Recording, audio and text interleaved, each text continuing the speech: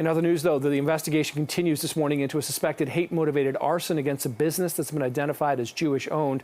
Our Courtney Heels is joining us live this morning. This is near Steeles and Keel, outside that store, where you can still see that very, disturbing, damage outside of that store, Courtney.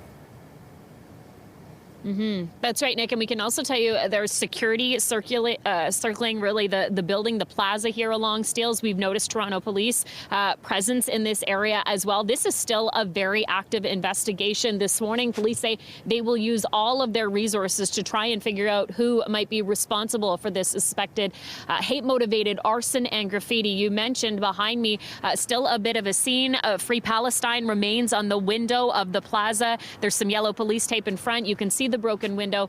Yesterday at about 6 in the morning, that's when police say they were called to the International Deli Foods, this Jewish-owned business along Steeles in North York.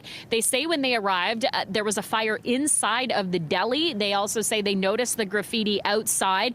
We had a drone above the business yesterday. We noticed there were some gas cans left on the roof that officers were gathering as part of their evidence.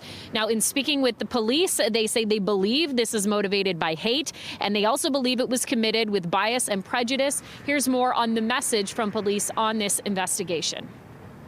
I want people to be vigilant. I want them to know that the Toronto Police Service does not take this lightly. This is not something that I think people who live here, who live in this city, would ever expect in our city, and we will treat it accordingly. So you hear there, police are taking this very seriously. So is the mayor, Olivia Chow, taking to social media and writing this.